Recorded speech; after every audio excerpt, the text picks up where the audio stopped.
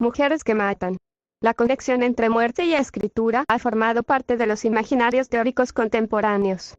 Para un sector del pensamiento francés, la escritura, en tanto volumen y petrificación, cita la muerte. Esto ha abierto unas designificaciones que convierten el acto de escribir literatura en una práctica radical. Tan radical que aún el blanco, ese blanco que el poeta Mallarmé deliberadamente resignificó buscando construir el libro total, se hace parte de una grafía para empujarnos al abismo que nos proponen los sentidos. Un vacío demarcado por la resistencia de la obra a someterse a interpretaciones impositivas. Presentar el libro Cárcel de Mujeres de María Carolina Hell, que ahora edita cuarto propio, obliga a internarse en un exceso de transgresiones, significa atravesar con puertas intrincadas en las cuales detrás de un delito o de una infracción existe otra y otra y otra, hasta conformar un extenso juego de espejos que se condensan y se funden alrededor de la escritura. María Carolina Hell, 1913-1996, protagonizó una de las páginas más memorables de la crónica roja chilena cuando, en los represivos aunque sofisticados años 50, disparó de manera reiterada contra su amante hasta causarle la muerte, en el salón de té del lujoso Hotel Crillon, que era el lugar predilecto de encuentro social de la burguesía santiaguina. Su acto, ineludiblemente escandaloso, puso a Hell en las primeras planas noticiosas de la época. No se trató solo de la habitual voracidad pública que genera cualquier delito pasional, sino que, como valor agregado, la homicida era una escritora consolidada. Conocido como el crimen del Crillon de inmediato, se hizo parte de la historia delictual chilena. Sin embargo, la aparición del libro Cárcel de Mujeres en 1956 devolvió a María Carolina Hell al ámbito de la literatura. Mujer, escritura y delito, escritura del delito y el delito de escribir se anudaron hasta constituir un paradigma que aún, después de muchos años, conserva su plena vigencia crítica y teórica. En primer término habría que aludir al prólogo del libro realizado por Alone, seudónimo del poderoso crítico literario del diario El Mercurio, Hernán Díaz Arrieta, que avaló a la escritora con su gesto.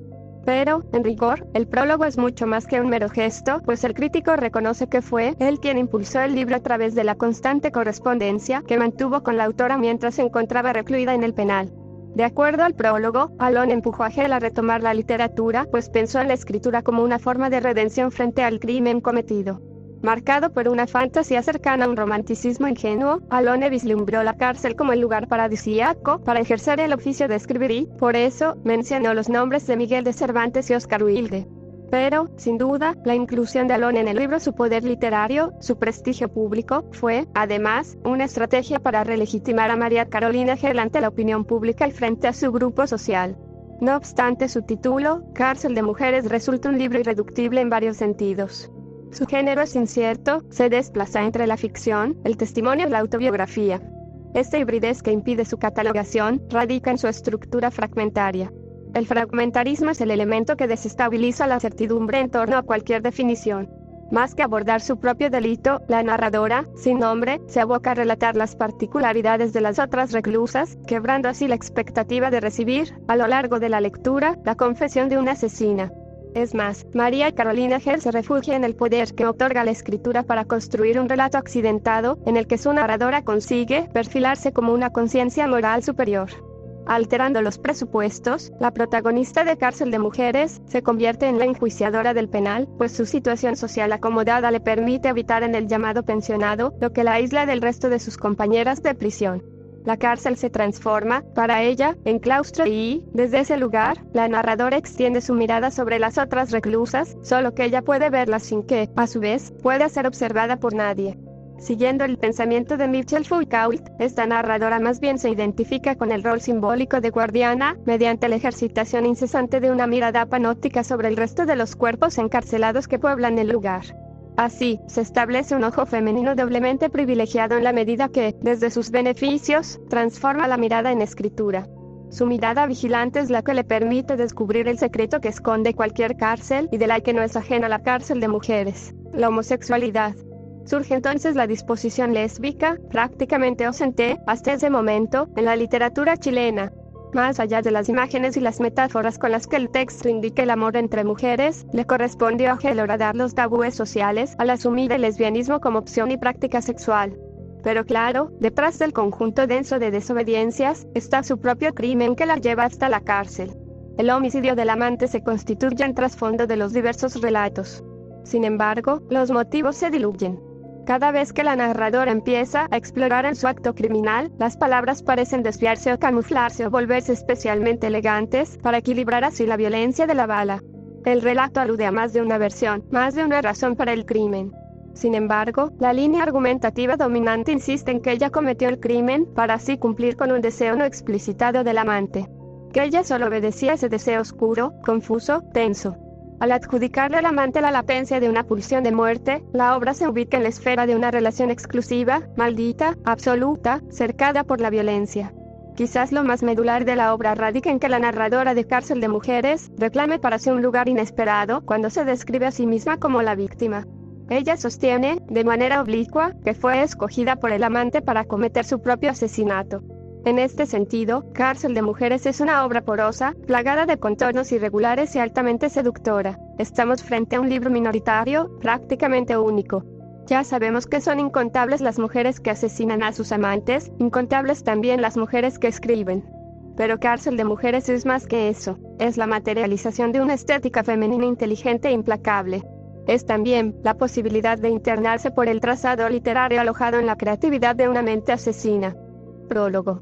Hay en la vida corriente, cuando se prolonga un poco, historias más extrañas de las que inventan los novelistas.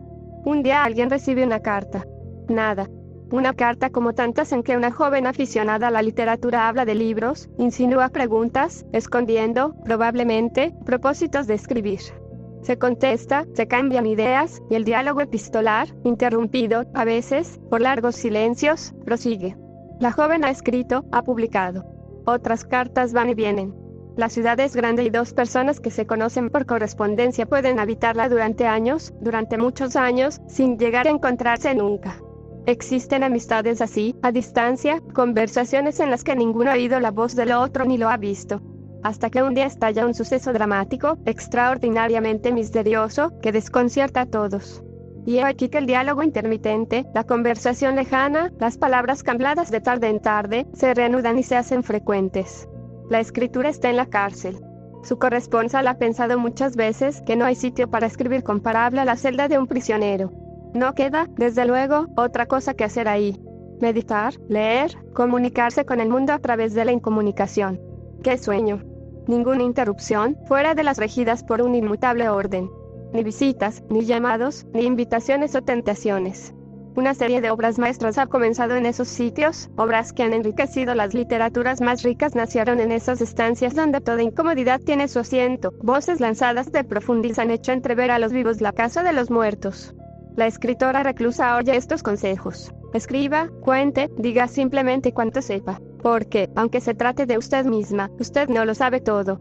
Declare su verdad, esa pequeña parte de la verdad total que no alcanza a percibir. Le servirá para explicarse a usted misma su caso. Ella resiste. ¿Con cuánta razón? Si siempre, para cualquiera, resulta difícil hablar de sí mismo sin énfasis, esa dificultad sube al infinito cuando la persona se halla colocada delante de 1000 ojos, de 1000 oídos, de 1000 ávidas lenguas, voraces y prontas, con dientes, con veneno. ¿Cómo defenderse? ¿Y cómo no defenderse? La modestia parecerá afectación, la dignidad, orgullo, el abatimiento, soberbia disimulada. No hay salida, todos los caminos están ciegos. También como ella, mejor acaso, conocía él los escollos. Cualquier relación con el público se halla sembrada de peligros y lo inesperado es lo que ocurre. ¿Qué no podrían decir de un libro suyo en esas circunstancias? Ya había sido acusada de espectacularidad, de afán de atraer la atención y aunque resultaba monstruosa, hasta ser cómica, la desproporción, se le atribuyeron los motivos que el joven griego tuvo para cortarle la cola a su can. Había que salvar ese obstáculo. Había que acallar esas maledicencias, desarmarlas. ¿Cómo? Parecía imposible.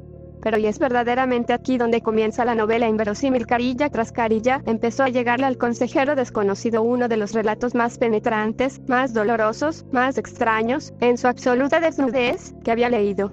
Ninguna afectación, ni sombra de postura escénica, un tono sordo, una palabra apagada, algo como de sueño sobre la cruda realidad. Cuadros que lo decían todo, pinceladas directas, sin líneas al sesgo ni pudores alarmados. Algo como del otro mundo. Y es que, en verdad, desde allá venían esas páginas que seguían llegando y que iban a formar un libro. Venían de una persona que había renunciado, en el fondo de su alma, a vivir, que no quería vivir, que estaba sorprendida y un tanto espantada de seguir viviendo. Ella pensó que, al dar la muerte, la recibiría. De ahí ese acento. Más allá del bien y del mal, en una región donde ya nada ni nadie importa, por una especie de milagro, el instinto de la escritora seguía existiendo y respondía. No para defenderse. Tampoco para acusarse. Para hablar, porque había que hablar. Tenazmente había rehusado ella proporcionar elementos a sus defensores. Porque no quería salvarse, porque la absolución y la libertad no constituían una salvación a sus ojos, sino otra cárcel más temible. Pero hablaba, escribía. Desdoblándose en su interior, se contemplaba e iba diciendo. Primero lo que había en derredor, el infierno de la cárcel de mujeres, pero un infierno donde se encontró un ángel, una santa religiosa. Después, poco a poco, aproximándose con precaución, su historia personal. Algo de sí misma, del caos en que flotaba, de la confusión que la condujo al estallido. ¿Cómo? No lo sabe. Todo libro no contiene un reproche a la que los hombres de ley llamarán la parte contraria. Nada. Ni amor, ni odio, ni celos, ni venganza, ni codicia, ni despecho. Pueden desfilar por turno los móviles ordinarios que llevan a un ser a darle muerte a otro ser. Aquí no se encontrará ninguno. Únicamente el hecho, el terrible hecho, el funesto hecho, y un gran misterio. Diríase, al voltear estas páginas, que nuestras manos tocan las de la fatalidad, que se cruzan por el camino con ellas. Parece, también, pensando, analizando, que en nuestro interior no hubiera una sola persona, sino muchas. Una de ellas ha cogido el comando y dirige, pero las demás, retiradas, expectantes, acechan sin cesar, hasta que les llega su turno. Ay, entonces, de nosotros, si toma el puesto principal la figura siniestra y velada que estaba aguardando. Décimos, la voluntad. ¿Pero qué es la voluntad? ¿Cuántas voluntades hay?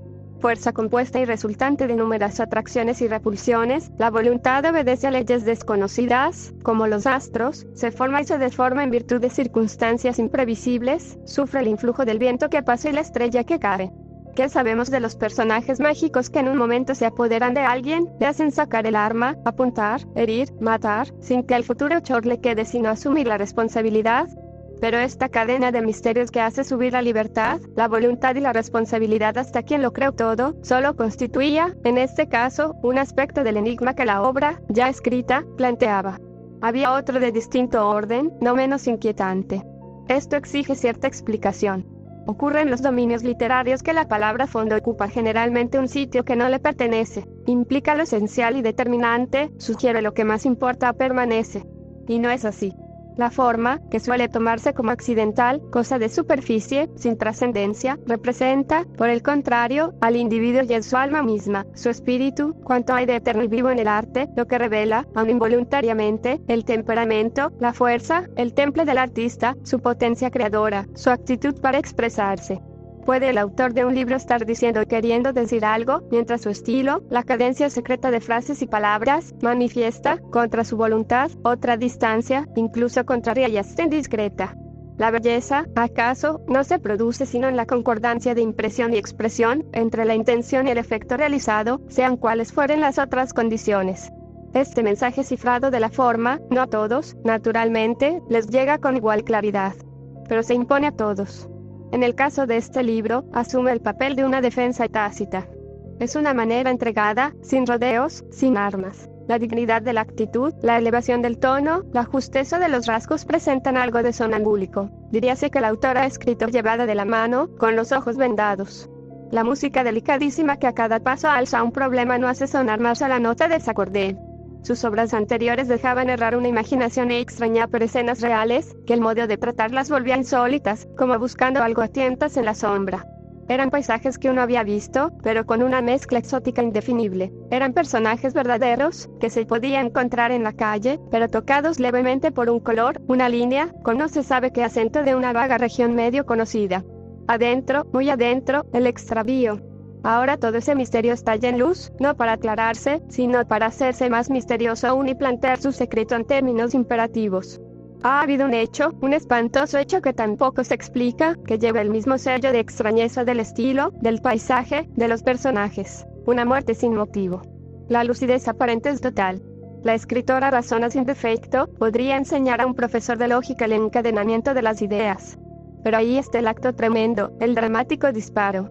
Y luego la resignación inerte, silenciosa, expiatoria. Es que no somos uno. es que dentro de cada cual habitan multitudes, y entre ellas, junto al que figura de ordinario, aguarda un delirante, desesperado, ansioso de actuar, reclamando, acechando el momento. Tenemos dentro nuestro verdugo y nuestro juez. La humanidad se confunde, revuelta, en el seno de cada individuo, partícula suya, resumen histórico, glóbulo de un torrente sanguíneo. Había que dar a luz la obra. No se podía ocultar ese testimonio. Muchas y diversas serían, como siempre, las interpretaciones, sin que, por cierto, faltaran las corrosivas, pero existía una relación entre la escritora y el público, y eran numerosos los que tenían derecho a saber, también los que a través de las palabras impotentes, las renunciaciones con la cabeza atónita, entenderían. Ella resistía. Después de dar la muerte, solo pensó una cosa: recibirla. No era él quien había caído, sino ella misma, su imagen precursora. Al abandonar el sitio funesto, entre las curiosidades hirientes, ya caminaba por senderos irreales, desprendida, entre calles y casas de fantasmagorías. Fue preciso un trabajo casi de hipnotismo para que dejara ser y que este breve libro, uno de los más raros que ha producido nuestra literatura, libro arrancado a la sangre y a la muerte, que iba deslizándose ya sombra adentro, se salvara. Hubo que emplear muchos argumentos, y las cartas, entre las cuales se interponían ahora unas rejas, dialogaron largamente.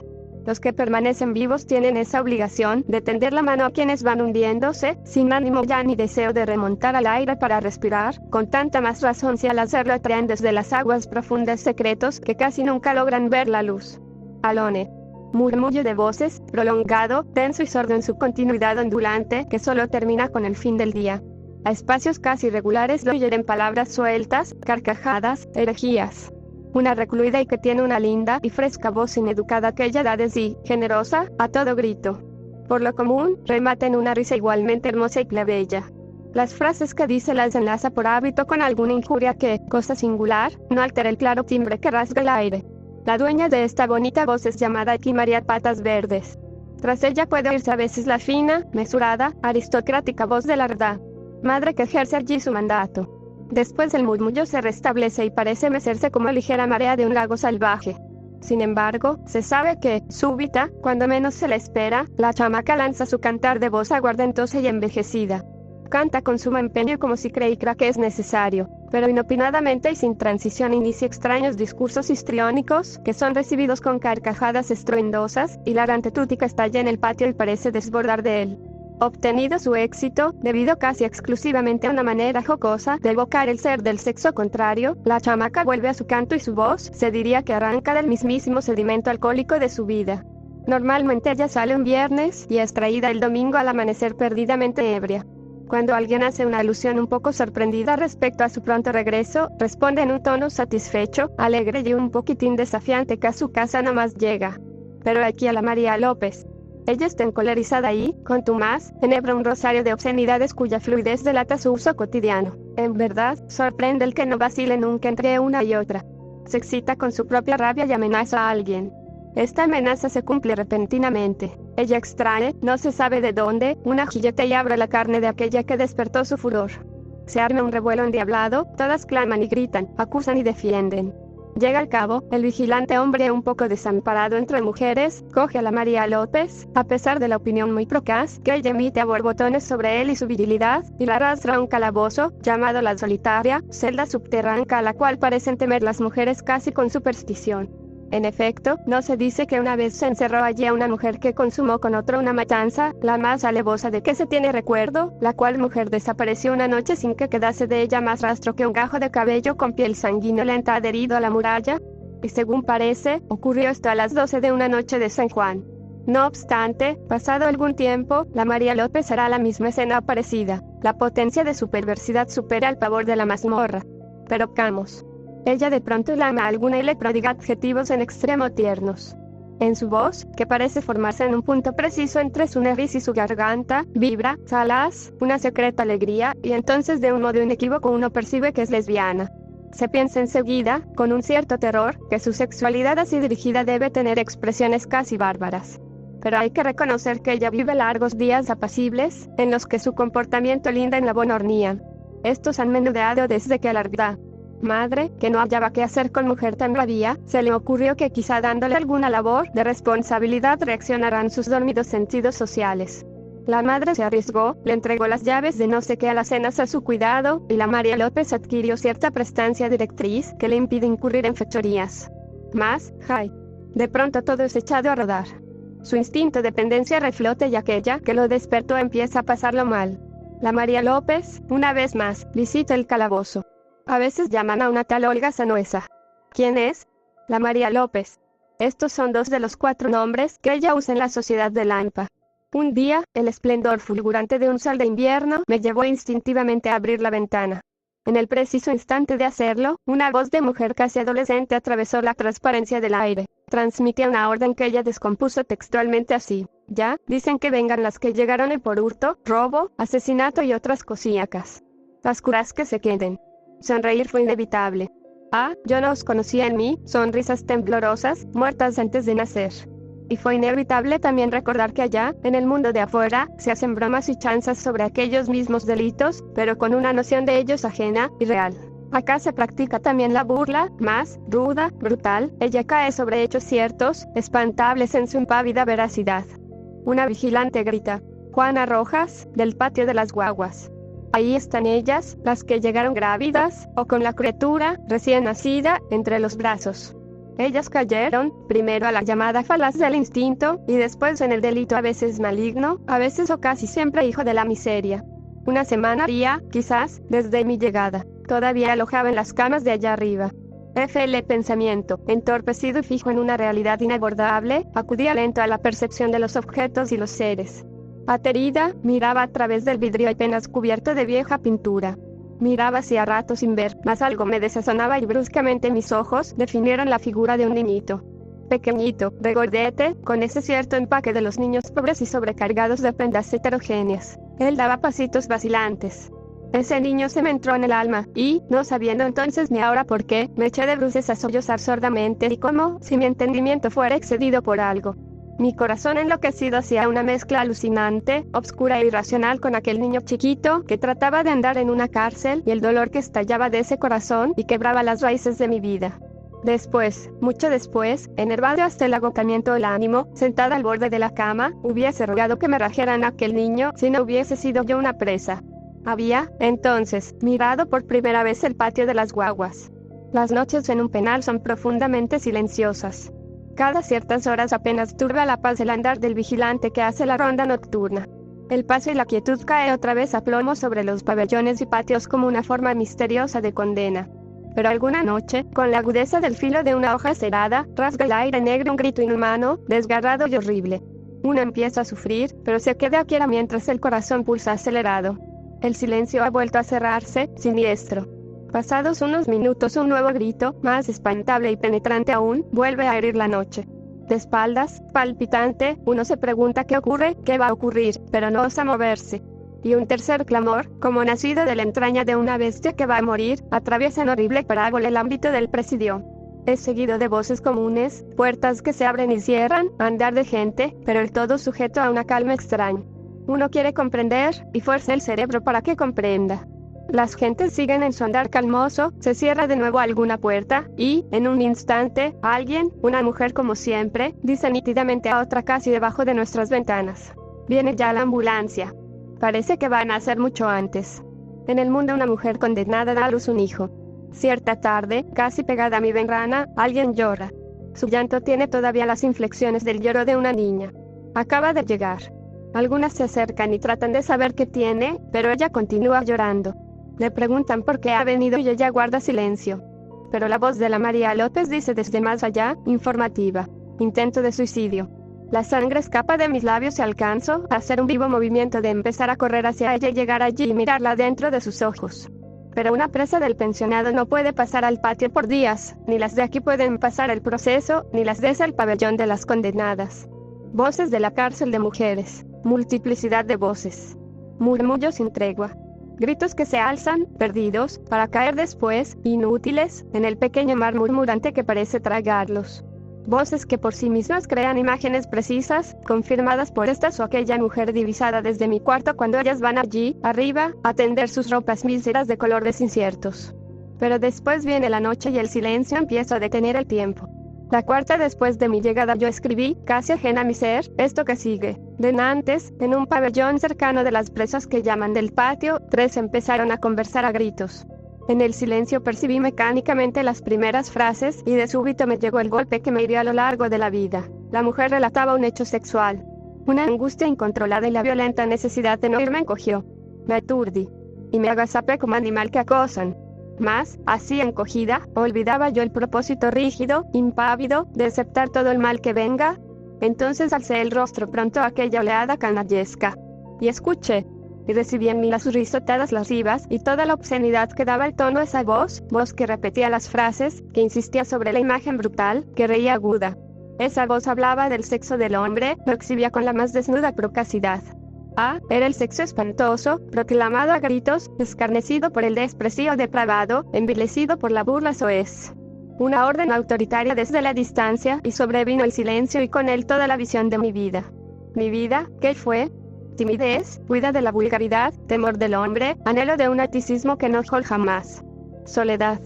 Ahora recuerdo que después de aquello, tendida de espalda, yo tenía la frente húmeda, las manos endurecidas, la inteligencia degradada. Me aromaba por instantes la sensación enloquecedora de que si me movía me dolería toda la superficie de mi cuerpo y gritaría como si estuviese ciega en un páramo. Al amanecer, ¿fue verdad que unas manos que ya no existen cogieron las mías? Dios. ¿Quién tocó mis manos? Desde entonces hay en mí no sé qué forma de inmunidad y de frío. En el patio de las guaguas ocurren también muchas cosas. Comúnmente las madres se pelean a causa de los chicos que, por lo demás, no pasan nunca del año, porque el reglamento lo prohíbe. Llegado a esta mayoría de edad, el niño debe irse. A veces, ¿a dónde? No se sabe. En el bullir humano esto importa poco. Un día se oía algo lejana una algarabía de gritos, improperios, llantos. Forzando el oído creí percibir que llamaban a nuestra Madre Superiora y a la Madre Anunciación. Yo hablaré después de la dulce Madre Anunciación y de su sonrisa cautivadora. Pasado mucho rato se sabe acá lo que ha ocurrido. 2 pequeños se fueron a las manos en una muy precoz reyerta. Las mamás acuden a separarlos, y entre una palabra y otra, en las que se insinúa que la razón en la desavenencia de aquellos asiste al hijo respectivo, ellas echan por tierra la amistad que hasta entonces se tenían. Las injurias toman un colorido violento hasta que, en un instante que nadie previó, la más furibunda, de un salto, coge de la cuna de su hijo el frasco en que éste bebe su leche diaria, y lo parte en la frente de la otra. Un tajo diagonal hace saltar la sangre, la mujer cae desmayada, una joven madre de 17 años, despavorida, aprieta a su criatura contra sus pechos henchidos, y nuestra madre, que ha llegado tarde, ordena llamar a la ambulancia. Poco a poco todo se apacigua, pero en el pabellón queda flotando algo que parece mancillar los puros ojos de los pequeños, que callan. ¿Mas qué influencia telúrica ejercitaba sus poderes aquel día? Porque cuando nuestra madre se retiraba a su escritorio, fue llamada a prisa desde el pabellón que se conoce con el denominativo tan breve como terrible del proceso. Allí, 3 mujeres reñían. Una de ellas tenía las ropas desgarradas, en tanto otra ostentaba numerosos rasguños y la cabellera en indescriptible desorden. La tercera no presentaba huella alguna de haber sido tocada. Las razones de la lucha no lograban aclararse. Ellas hablaban poco y hacían alusiones esotéricas al origen de algo que pasaba de una a la otra con odio sordo. Fue inútil pretender establecer lo ocurrido. Pero de ello quedó un hecho cierto y un comentario vago. Una de las 3 fue a dar al calabozo. Las causas. El amor que no se atreve a decir su nombre. Ese amor misterioso, al parecer tan lleno el de sombras y desesperanzas como el otro, dejó aquí la impronta de un drama diabólico. La protagonista es una mujer de belleza nada común, poseída por una pasión que cegó su mente hasta llevarla al acto macabro. Su nombre es Adelaida, y su historia, casi risueña en sus comienzos, en síntesis, esta: robó desde niña. Tanto venía a dar acá una y otra vez, que se hizo familiar. Cierto día apareció por su propia voluntad, alegando llorosa que no tenía dónde vivir. Por ser conocida ya y además trabajadora, la recibieron. Solo meses después se supo la verdad. Era buscada por la policía a causa de un robo de proporciones, y ella descubrió el modo más sorprendente de burlar a la justicia: esconderse en la propia cárcel. ¿Cuándo su inclinación amorosa empezó a desviarse? Quizá desde su primera caída. Porque con frecuencia es forzoso dormir de a 2 en una cama de a 3, juntando 2 de estas, y en invierno los cuerpos se acercan. Era hermosa, adolescente, y despertó, es seguro, la apetencia de las mayores. Y un día, en el curso de una larga condena por robo, fue a ella quien avasalló el amor por otra joven también condenada a larga prisión, la cual, arraída a su vez por el físico de la Adelaida, correspondió sin reservas. y se tejió entre ambas el extraño sentimiento cuyo prohibido hechizo ardiera en los cantos de Bilitis. ¿Cómo lograban burlar la severa vigilancia? Trabajando mucho, disimulando aún más. Era difícil, sin duda, pero ahí están las cocinas, los talleres, los lavaderos, en todos los cuales se trabaja, y trabajando puede hablarse y como por azar acercarse. Pueden hallarse los ojos, pueden rozarse las manos. Y de pronto, luego de estudiarlo y poder estar seguras, la oportunidad llega y la celda de la una se abre para la otra quedamente. Después, de nuevo solo la cercanía de inocente apariencia, solo una palabra ardiente apenas murmurada o gritada con descaro a la distancia como pura broma que desafía a las mal pensadas. Y de nuevo la ocasión es propicia, y, otra vez más, una de las celdas encerrará a los civilinos oficios de un amor pagano. Y así, entre los muros espesos de un presidio, dos personas saturan de pasión su vida. Pero la prisión impuesta a la Adelaida tocaba su fin. Todos los días se quejaba, plañidera, de que no tenía dónde ir, esperanzada en que se le ofreciera quedarse, mas las buenas monjas guardaron silencio. La Adelaida tuvo que partir. El mismo día se empleó de sirvienta. El rayo amor que la impelía, que ancestros de paroxismos sanguinarios desencadenó en ella. Al llegar la noche consumó lo más horrendo, porque descargó una hacha y su locura sobre el cráneo de una mujer dormida. Después huyó, mas cuidando de ser descubierta sin gran trabajo. La Adelaida había cumplido su obsesionado anhelo, volver y, de nuevo, amar. Preguntas que resbalan sobre mí y que trato de retener casi ansiosa. Respuestas que procuro hallar en algún rincón de mi entendimiento o en mi visión de los hechos que parecen formarse y deformarse como cosas que flotan dentro de un agua. Preguntas, respuestas, sonidos que resbalan en la nada. Después hubo una multitud callejera de hombres y mujeres que se prolongaban, amorfos, unos en los otros. Multitud que parecía toda ella un erizado monstruo cuya curiosidad podría triturarme. Aquí, allá, por todos lados, seres que se movían como anguilas voraces enfocando mi rostro yerto. Siempre en guardia a mi lado. Y después otra vez un mar humano. Pero ahora cerca de mí hay también un hombre de lentes en cuyo traje, finísimo, mi atención se aferra, perdida, demencial. ¿Quién le pidió llegar hasta mí? Al fin bajo de un auto y entro en un edificio muy viejo, muy limpio. Dos religiosas me reciben blandamente. El señor de lentes se despide, se va. Es el abogado. Estoy en el presidio. Yo quería recordar en qué momento, desde la cama, observé por primera vez, consciente, los rasgos, los gestos, la cercanía leve de la Madre Anunciación. La empecé a sentir como un ser blanco. Tras él desaparecía aquel fragor tumultuario frente al cual el alma se había encogido. Nunca el conocimiento de una persona fue para mí tan silencioso, tan tranquilo, tan sencillo. Y un día que siguió a una noche interminable, en que la infelicidad crecía sobre el tiempo y la muerte, ella se inclinó a hablarme. Y por primera vez yo la vi sonreír. Nada puede asemejarse tanto a la sensación imponderable de la luz. Y así fue como esa rigidez que dejara la espantosa noche, esa rigidez que estaba ahí, desde los miembros hasta la raíz del pensamiento, y al acecho del corazón que se defendía, solo, como un pequeño animal, se dio al consuelo misterioso de una de las más perfectas sonrisas que yo hallé en la vida. Porque a veces ya me observaba, dulce y con un imperceptible sombra en su rostro. Y porque ese ser tan profundamente, tan diáfanamente religioso, pudo inclinar su afecto hacia mí que no adoraba a su Dios, hecho que no desconocía. Y, pues, día a día, a la oración, ella rogaba fervientemente a su Jesús por mí, y al contármelo la pura sencillez de sus palabras me hacía bajar la cabeza. Una noche, sin que nada en mí se resistiera, simplemente, me puse a rezar con ella una oración de mi infancia. Ella rezaba y pensaba en Dios. Yo, muy bajo, la seguía y pensaba en mi gratitud hacia ella. Desde entonces, todas las noches es así, oh dulce Madre Anunciación. Y en los atardeceres empecé a ir a la iglesia. Cuando por primera vez penetré al coro destinado al proceso, mis ojos se prendieron a las 3 grandes ojivas de vidrios catedrales en los que resplandecía casi cegadora la luz suprema del día. Y encadenadas las pupilas de ese esplendor que se resistía a extinguirse, tuve la sensación inexpresable de la muerte.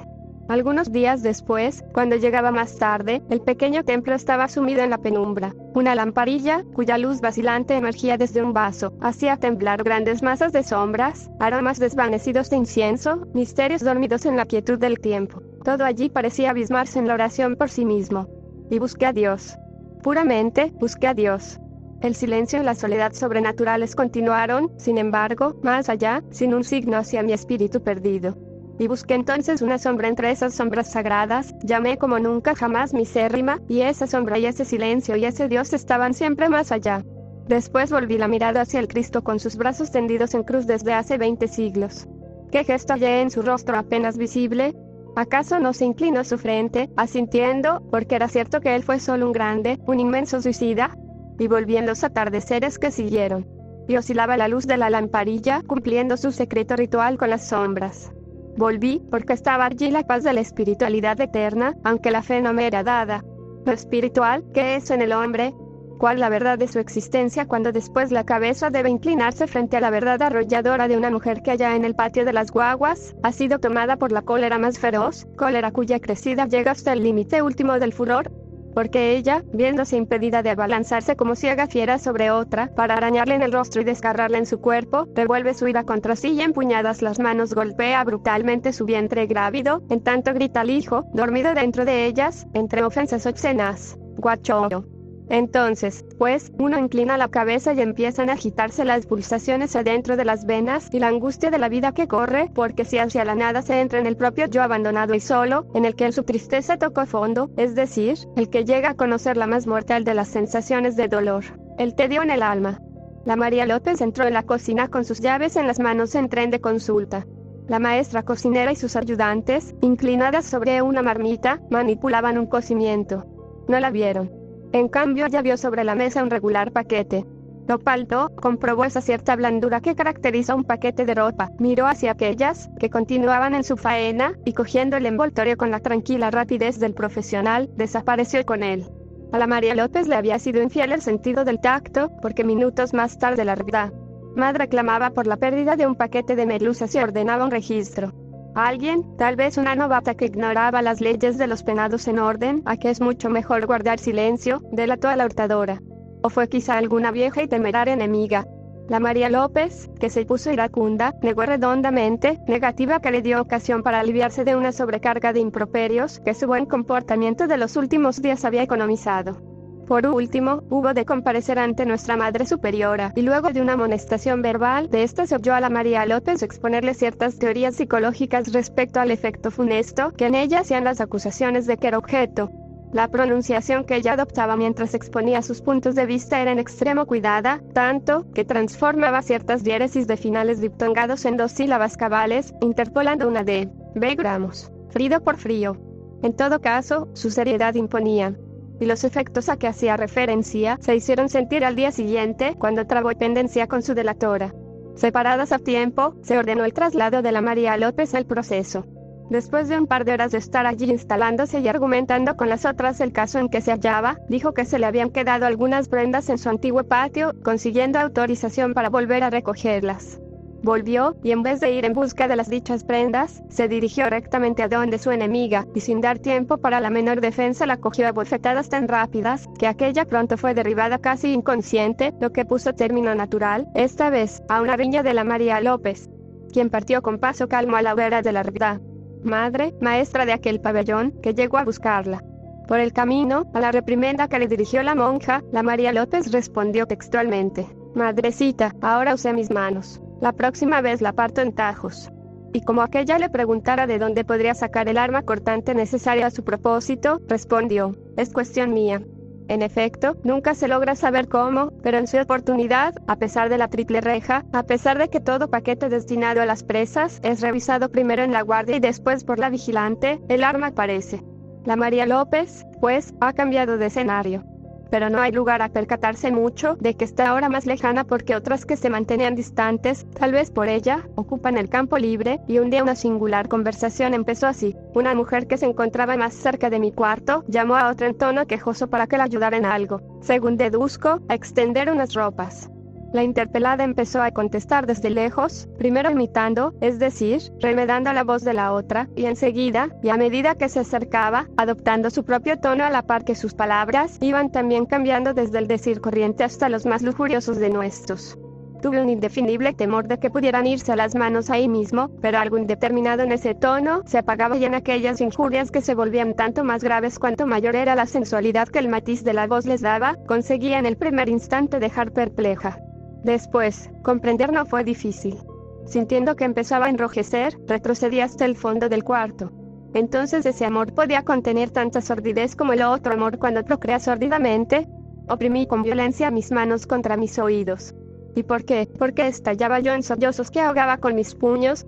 5 minutos después no había nadie cerca de mi ventana. Miré hacia el día, gris, casi oscuro. Porque en el mundo hay sujetos que se ponen a sufrir por lo que a otros les es connatural, pero hay también las que aman al hombre, más justamente al hombre que no debieron amar. Se dice que en el pabellón de las condenadas pena una mujer que cargó sobre sí sola toda la culpa de un delito consumado con su hombre. Largos años de cárcel. Como consecuencia, el hombre buscó a otra.